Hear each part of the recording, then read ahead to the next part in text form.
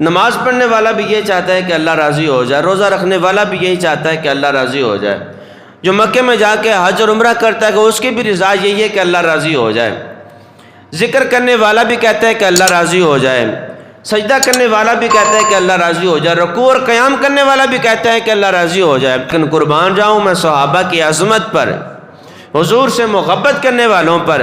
میں قربان جاؤں حضور کا ایمان کی حالت میں دیدار کرنے والوں پر، کہ ان کے لیے اللہ رب العالمین نے فرما رضی اللہ عنہم ورضوا عنہ، رب فرماتا ہے میں حضور کے غلاموں سے راضی ہوں، یہ حضور کے غلام مجھ سے راضی ہو گئے ہیں۔ علامہ اسماعیل حقی رحمۃ اللہ کی تعالی تفسیر روح البیان کے اندر ارشاد فرماتے ہیں، حضرت فاروق اعظم رضی اللہ تعالی عنہ نے سچے دل سے در مصطفیٰ صلی اللہ تعالی علیہ وسلم پر حاضر ہو کر حضور نبی کریم صلی اللہ تعالی وسلم کی رسالت اور اسلام کی حقانیت کا اقرار کیا اور اسلام قبول کر لیا۔ اللہ کریم نے اپنے پیارے محبوب علیہ الصلوۃ والسلام کی بارگاہ میں جبریل امین کو بھیجا اور فرمایا، اے پیارے جبرائیل جا کر حضور نبی کریم صلی اللہ تعالی وسلم کی بارگاہ میں میرا پیغام پہنچا دو، یا ایھا النبی حسبک اللہ ومن اتبعک من المؤمنین۔ رب فرماتا ہے نبی کریم صلی اللہ تعالی علیہ وسلم آپ کو اللہ تعالیٰ اور آپ کے مومن غلام جو ہیں میرے مومن بندے کافی ہیں، آپ کو اللہ بھی کافی ہے، آپ کو اللہ بھی کافی ہے، جو میرے مومن بندے ہیں، آپ کے مومن غلام ہیں، آپ سے محبت کرنے والے ہیں، آپ کو وہ بھی کافی ہیں۔ اب یہاں پر دیکھنا یہ ہے کہ ہر بندہ پوری کائنات کے اندر ہر بندہ یہ چاہتا ہے کہ اللہ راضی ہو جائے، ہر بندہ یہ چاہتا ہے کہ اللہ راضی ہو جائے، اللہ راضی ہو جائے۔ نماز پڑھنے والا بھی یہ چاہتا ہے کہ اللہ راضی ہو جائے، روزہ رکھنے والا بھی یہی چاہتا ہے کہ اللہ راضی ہو جائے، جو مکے میں جا کے حج اور عمرہ کرتا ہے کہ اس کی بھی رضا یہی ہے کہ اللہ راضی ہو جائے، ذکر کرنے والا بھی کہتا ہے کہ اللہ راضی ہو جائے، سجدہ کرنے والا بھی کہتا ہے کہ اللہ راضی ہو جائے، رکوع اور قیام کرنے والا بھی کہتا ہے کہ اللہ راضی ہو جائے، اللہ کی راہ میں لڑنے والا بھی یہی کہتا ہے کہ اللہ راضی ہو جائے، سخاوت کرنے والا بھی یہی کہتا ہے کہ اللہ راضی ہو جائے، قرآن کی تلاوت کرنے والا بھی یہی ذہن میں رکھتا ہے کہ رب راضی ہو جائے، درس و تدریس کرنے والا بھی یہی سوچتا ہے کہ رب راضی ہو جائے۔ الغرض ہر بندہ دل میں یہی تمنا لیے بیٹھا ہے کہ جو بھی میں نیک عمل کر رہا ہوں اس کی وجہ سے میرا رب راضی ہو جائے۔ لیکن قربان جاؤں میں صحابہ کی عظمت پر،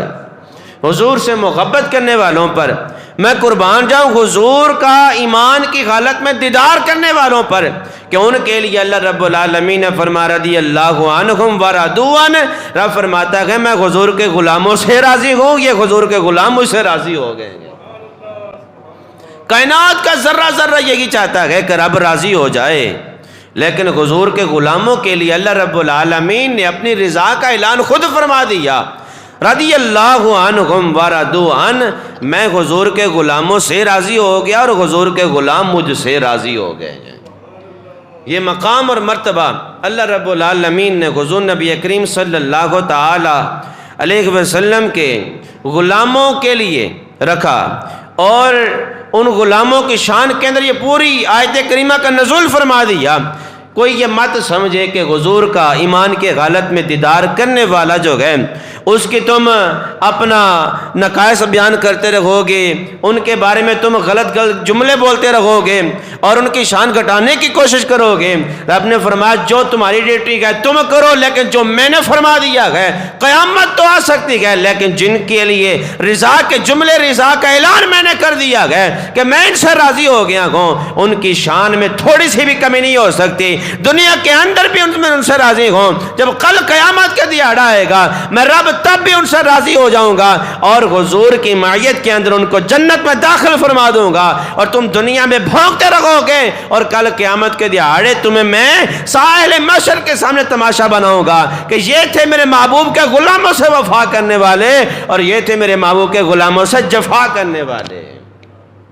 اس لیے ہم حضور کے گھر والوں سے بھی پیار کرتے ہیں اور حضور کے در والوں سے بھی پیار کرتے ہیں۔ حضور کے گھر والوں سے بھی پیار کرتے گئے، حضور کے در والوں سے بھی پیار کرتے گئے، حضور نے جن کو اپنے پاس بلا کر نواز دیا ہم ان سے بھی پیار کرتے گئے، جن کو حضور نے خواب میں نواز دیا ان سے بھی ہم پیار کرتے گئے، جو نہ آ سکے حضور نے ان کو بھی نوازا ہم ان سے بھی پیار کرتے گئے۔ الغرض ایمان کی حالت میں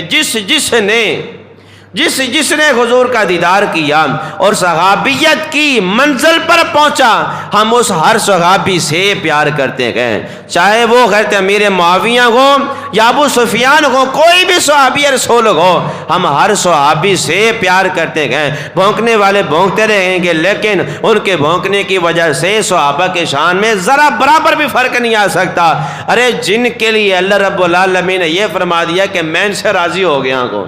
میں ان سے راضی ہو گیا ہوں، یہ مجھ سے راضی ہو گئے ہیں، اگر ان کی شان میں کوئی بک بک کرے ان کے شان میں کمی تو نہیں آ سکتی نا۔ یہ تو صحابہ گئے، بھونکنے والے تو حضور کی شان میں بکواس کرتے گئے، بک بک کرتے گئے، لیکن اللہ رب العالمین نے فرمایا محبوب ان کا کام ہے بکواس کرنا، لیکن میں نے آپ کی شان کو بلند اس طریقے سے فرمایا، ورفعنا لک ذکرک، اے پیارے محبوب میں نے آپ کا ذکر آپ کی خاطر بلند فرما دیا گیا،